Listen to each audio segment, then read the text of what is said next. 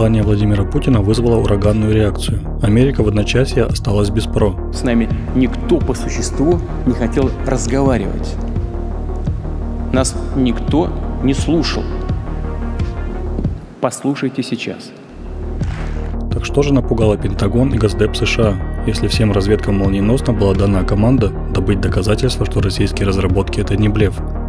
Ваша страна показывает видео, на котором Россия атакует США.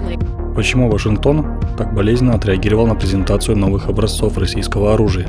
И как вышло, что наших журналистов боятся больше, чем ракет? Смотрите в специальном выпуске прямо сейчас. Очень важно.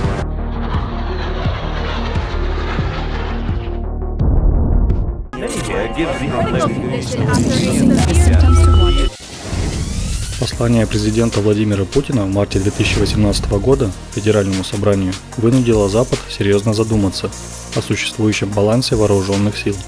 Речь пойдет о новейших системах российского стратегического оружия, создаваемых нами в ответ на односторонний выход Соединенных Штатов Америки из договора по противоракетной обороне и практическое развертывание этой системы как на территории США, так и за пределами их национальных границ. Предпосылкой для вступления СССР и США в серьезные переговоры по проблеме ограничения стратегических вооружений было осознание обеими сторонами опасности бесконтрольной гонки ядерных вооружений.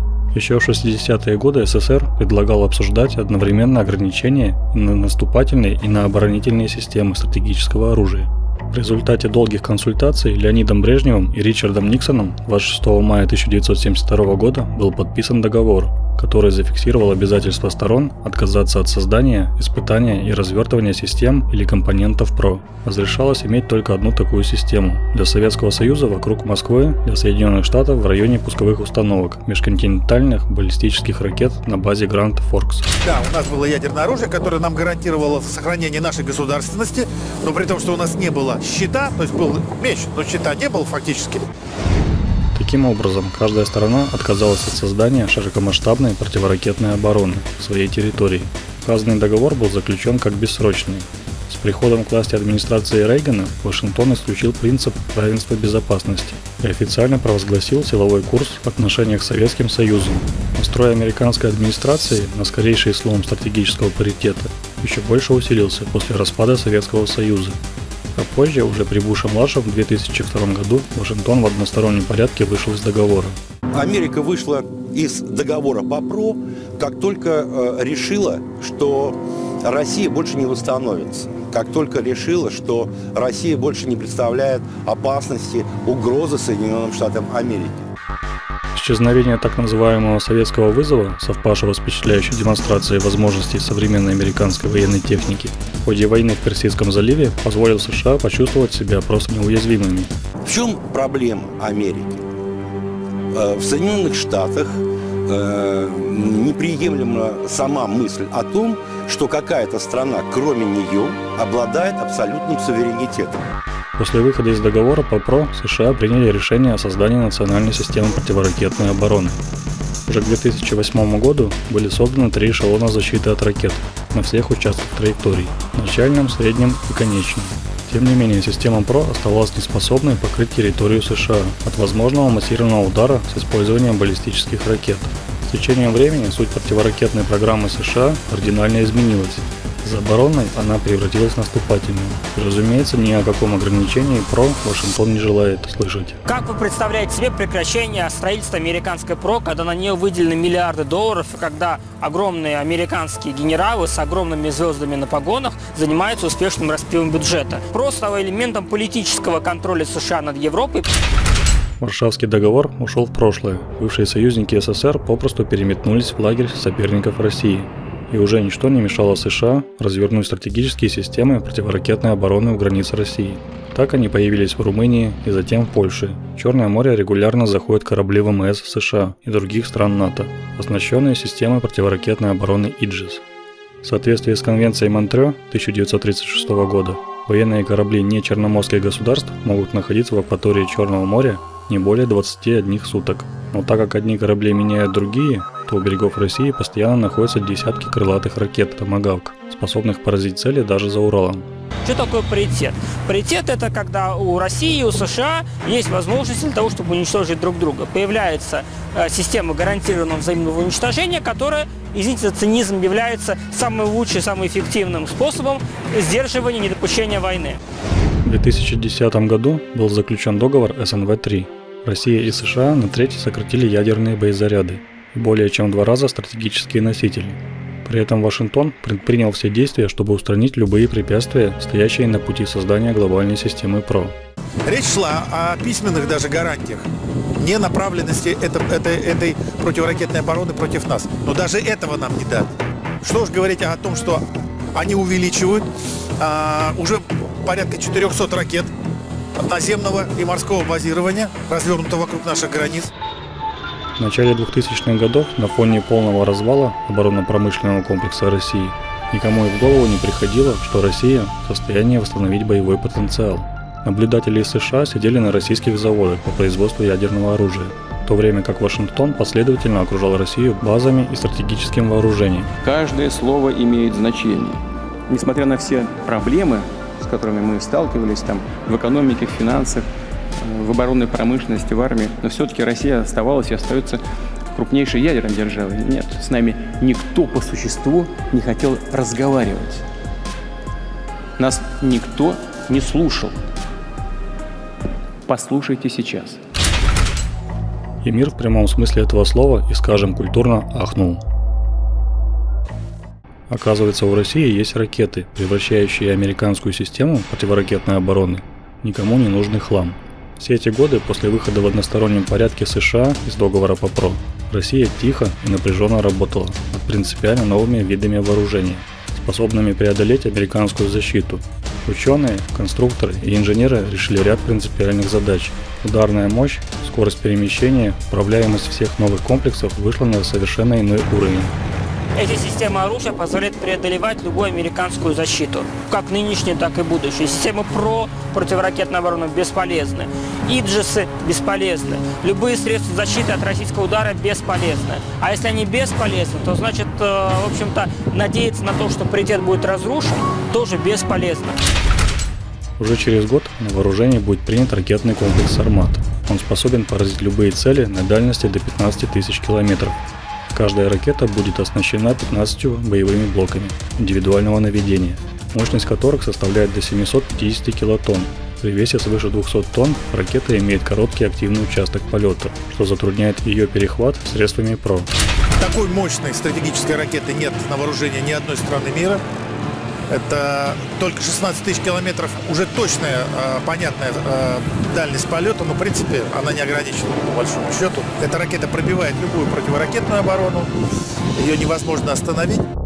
Американские системы перехвата нацелены на ликвидацию российских ракет, летящих через Северный полюс. А возможности новой российской ракеты «Сармат» позволяют ей достигнуть США через Южный полюс.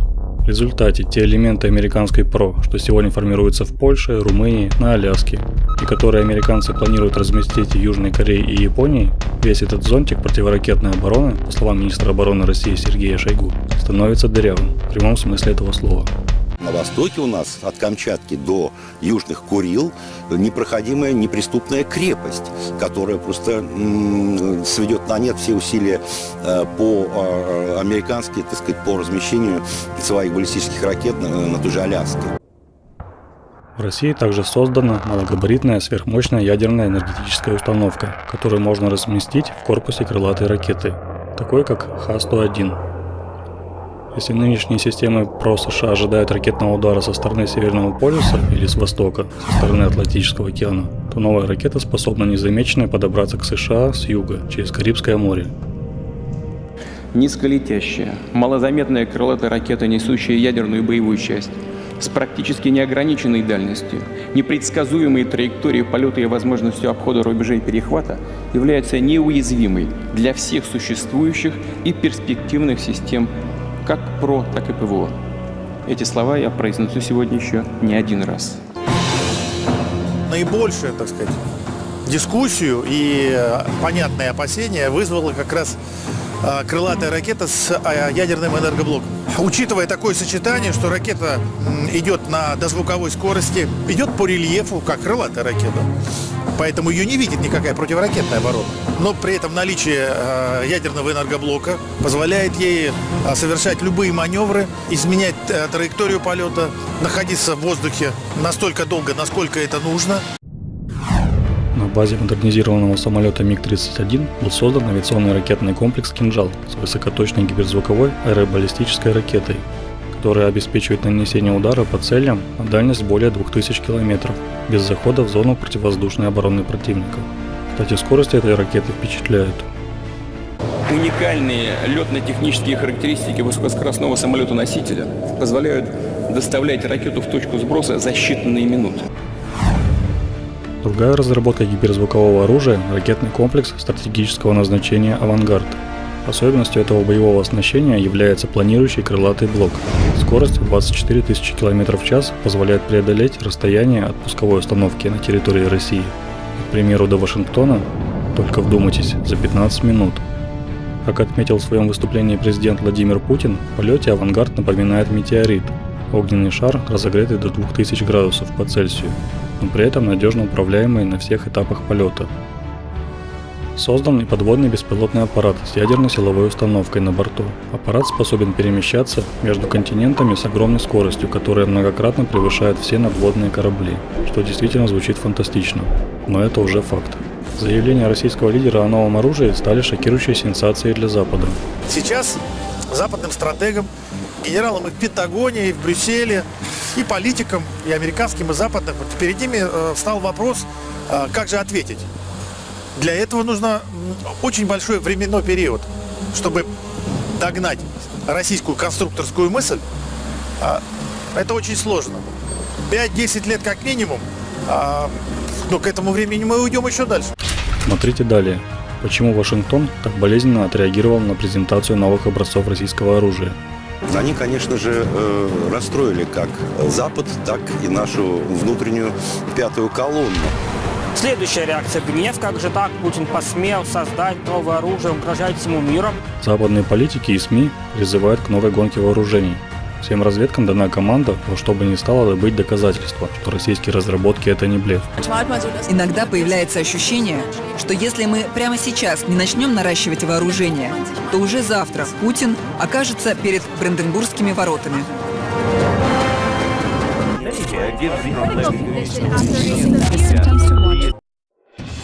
Выступление российского президента характеризовали по-разному – грозное, ошеломляющее и воинственное. Заголовки статей в газетах после речи Владимира Путина полностью укладываются в 5-ступенчатую психологическую модель реакции человека на внезапный шок. Отрицание, гнев, торг, депрессия, принятие. Итак, это первый – отрицание. Запад был не готов к тому, что в России есть такое оружие, как же так страна-бензоколонка может производить что-то летающее, падающее, взрывающееся. Это первое. В западной прессе появились материалы, выводы которых можно свести к двум тезисам. Первый. Представленные ракеты не испытаны и вообще чуть ли не придуманы. Вашингтон-Пост заявила, что лишь немногие эксперты считают, что новое оружие России на самом деле существует или готово к развертыванию. Второй тезис. Ничего нового и оригинального русские не изобрели. Именно такую реакцию демонстрируют официальные лица США. И это неудивительно. Дальше к психологии. Сначала вы новую реальность отрицаете, то есть все разговоры про то, что ракеты картонные вообще никуда не летают. Их в том числе транслируют некоторые наши псевдооппозиционеры. Следующая реакция – гнев. Как же так? Путин посмел создать новое оружие. Прошло уже достаточно времени после обращения российского лидера к Федеральному собранию, но Запад до сих пор пребывает в состоянии полной растерянности после увиденного в ролике оружия, делающего бессмысленным американскую систему ПРО. Они, конечно же, расстроили как Запад, так и нашу внутреннюю пятую колонну. Как мне представляется, у них появилось ощущение, что все пропало, что теперь на Россию давить невозможно. Панические страхи Америки нашли выход в средствах массовой информации. Телеканал ABC на полном серьезе сообщает, что Россия готовится ударить по Флориде. BBC называет послание российского президента беспрецедентно воинствующим. Wall Street Journal пугает. Путин показал ядерное оружие, которое может подорвать оборону США. Немецкая Die Welt призывает Запад вернуться к политике прямого устрашения России, как будто до этого они проявляли себя по отношению к России как-то иначе. Иногда появляется ощущение, что если мы прямо сейчас не начнем наращивать вооружение, то уже завтра Путин окажется перед Бранденбургскими воротами. Но если посмотреть на реальные цифры, то ситуация выглядит совсем иначе. Только одни США тратят $700 миллиардов на вооружение. И это еще не учитывая дополнительные расходы, которые сейчас в планах Трампа. И когда об этом говорится в таком контексте, нас просто держат за идиотов. Оборонные расходы США резко возросли с прошлого года. Поддержка американского военного промышленного комплекса значилась в числе основных положений избирательной кампании Трампа. А текущие внутриполитические проблемы вынуждают администрацию искать поддержки у оборонного лобби путем расширения бюджетного финансирования американского ВПК. Военный бюджет России в 2018 году составит $46 миллиардов. Великобритания потратит на армию и флот порядка 60 миллиардов. Китай 146 миллиардов, а расходы США на оборону превысят 700 миллиардов. Ни для кого не секрет, что США самая воинственная страна в мире. Только в нынешнем столетии масштабные военные операции были проведены в Афганистане, Ираке, Гаити, Сомали, Ливии, Сирии, Йемене и не только. И везде вмешательство Вашингтона оборачивается разрухой и хаосом. Но Вашингтон эту часть своей истории как будто не помнит. Пентагон сейчас волнует только новое оружие России, которое может полностью подорвать обороноспособность США. А в Госдепе просто сдали нервы.